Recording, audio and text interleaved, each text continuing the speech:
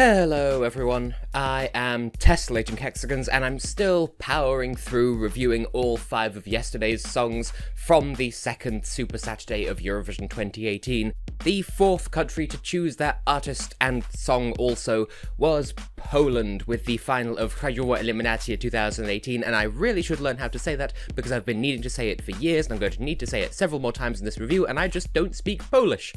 Anyway, the song that ended up winning was Andrzej Gromala, otherwise known as Gromee, featuring Lukas Meijer, and the song Light Me Up, which is presented completely in English, music and lyrics by Gromee and Lukas, as well as Mahan Moin and Christian Rab. And I think I vaguely recognise Mahan Moin's name from an online song contest that I used to run that I don't run anymore, so that's all that I have as far as initial fun facts are concerned, apart from apparently in the Polish version of Scrabble, the letter Z is only worth 1 point. That had nothing to do with anything. Let's get on with my first impressions. Well, going into this song, to be honest, I had rather lofty expectations, since Poland has made something of a name for themselves lately for sending songs that are technically really impressive, and when I heard they'd chosen a renowned DJ, I thought there was a chance this could be a really strong song, since Poland, in both adult and junior Eurovision, tend to be rather fond of sending ballads, so this might have been an interesting mold breaker.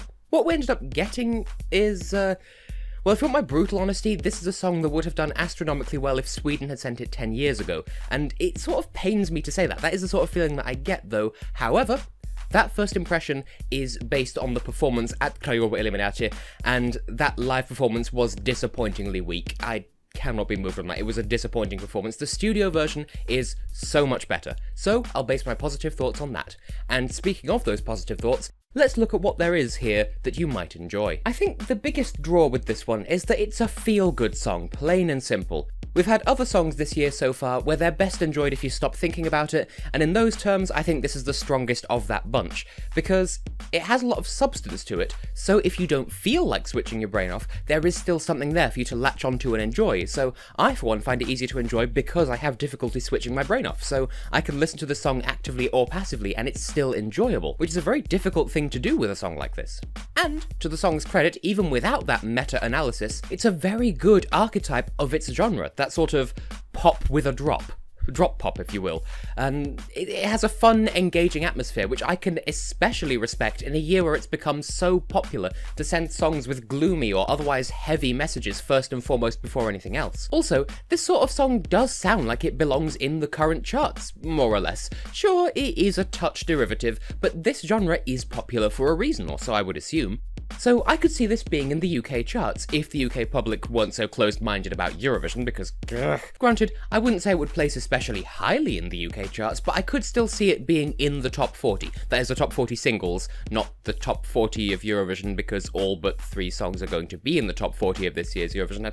That was an attempt at humour. And finally, I do have some thoughts of my own about the drop in this song, but you might enjoy it with no strings attached. You may have no further thoughts other than, oh hey, it's a drop and it's pretty good, which is fair enough. Short of camera work while it's happening on stage, there isn't really much you could do to mess that up live, so I think it's a really safe thing to approve of as well, because they're not going to get it wrong, because it's all in the playback system, so it won't go wrong. And it's the part of the song that you're supposed to remember. It's the bit that you're intended to think about the most, so that's sort of a good bonus point to have. You know, it can't go wrong and you'll remember it. And as drops go, you could go far worse than this.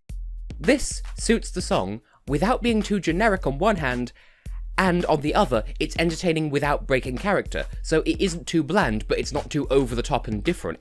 It's very much part of the song. It doesn't feel like it was like forced into an otherwise normal pop song, which some songs can feel that way. This one, it feels organic. If nothing else, it proves Gromee's worth as a DJ, so I absolutely respect that. Now though, let's consider what might not appeal to you quite so much with this one. Advance warning, this is all taken from the live performance because that gave me plenty of material to work with by itself. Broadly speaking, the performance at Krajowa Eliminacja was weak. It gave me really a not good first impression of the song, which, judging by the music video, is entirely undeserved. This is a good song, it's just we got off on the wrong foot because the live performance wasn't great. So I worry. If this song can sound that lost on a stage that size, what hope does it have when they scale it up for Eurovision? Then again, they will have plenty of time in between to practice and tweak their performance, so I am holding out hope that they'll have all of these issues patched up in time for the contest, and it'll basically render everything I'm about to say completely null and void, and I should have picked something else to talk about because, I don't know. But the live performance at the moment needs work, but I think it'll get work. So it's fine. And that counts just as much for the choreography as it does for the vocals. Lukas meandering around the stage is one thing, because that suits the atmosphere of the song and it helps him connect with the audience, similar to Joe and Jake in 2016, actually engaging with the audience directly. That's a nice touch. But it did feel really awkward whenever the camera focused on Gromee himself. It was like watching a DJ at a school disco. Maybe I'm being too snobby and subjective, but it was just difficult to watch.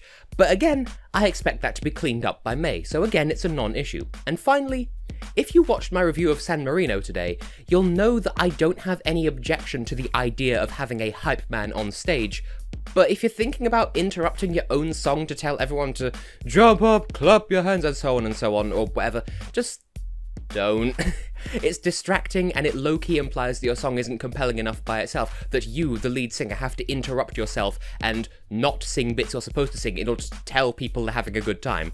Is that just me? If nothing else, it makes it feel more like a cheap performance at a hotel resort, rather than a competing entry in the musical equivalent to the Olympics. If you can make it work, more power to you, some people can. But it didn't work in the national final, in my opinion, I'll tell you that for nothing. And now, as is tradition, we come to the ratings out of 10. For my personal score, no beating about the bush, I'll award Poland a 7. This song is alright to bop to, but in my personal opinion, and I'm worried that I might be coming across as excessively negative here just from the mental exhaustion of writing and filming so many reviews in close succession, but the drop in this song, the feeling I get from it is it sort of sounds like the overly long 30-second CGI intro sequence to some 10-year-old's Minecraft Let's Play videos. That really isn't the song's fault, I grant you. If anything, it's a sign of quality that it sounds like someone would want to use it for that purpose. But I still find it to be a mental image that I can't shake, which is completely irrational on my part, and that's why it's my personal rating and not my technical rating. It's something that interferes with my enjoyment a little. I just can't shake the image of, like, really low quality, like, pulsing text just sort of wibbling in front of the camera with a... I just watch too much YouTube, apparently. As for the technical score, I'll land on a much more sensible 8. To be honestly brutal and brutally honest, the song has weak lyrics in some places, or at least not especially compelling lyrics. And there's something about the way he says, "help me to ignite," like that bothers me in a way I can't quite articulate. But couple that with a weak live performance with a bit too much interaction with the audience at the cost of actually performing the song. Like right at the end, he stopped singing and like sort of hoped that the audience would sing the chorus for him, and they kind of didn't until the last second of the song, and it sounded a bit awkward. That might just be me. But having said all that negative stuff, this is still absolutely a more than adequate song of its genre. I criticise because I care, Poland. I can still get behind the song, sincerely, and I'll be genuinely interested to see how it's portrayed in the semi-finals, and where it ends up on the scoreboard for that matter. This could be a number of places, and I look forward to seeing exactly what people settle on. But they are going to need to put the work in to make sure it gets what it deserves in the end. That being said, is this a step in the right direction for Poland? I would say kind of? It demonstrates that Poland is capable of sending diverse entries after 2 consecutive years of ballads, plus Kasia Mosh's whatever you'd call that song.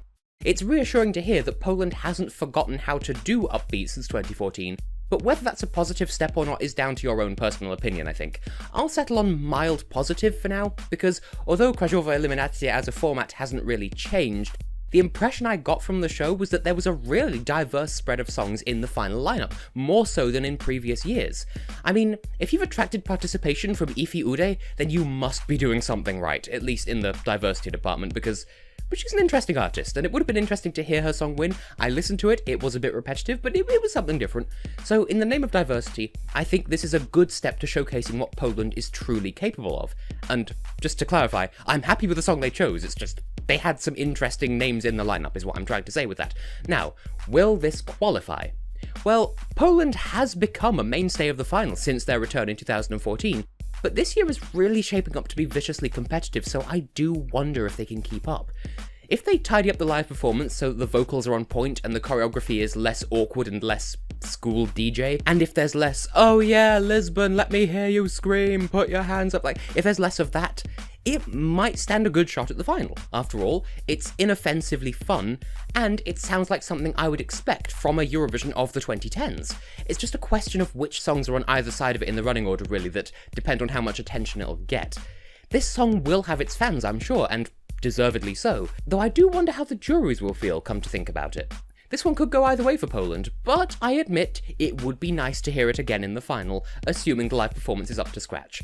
That being the case, I have been and will continue to be Tessellating Hexagons, and to Gromee and Lukas and everyone else involved with the performance and the general Polish delegation, I wish you the very best of luck, and we'll see exactly what people think of your song when you hit the stage in May.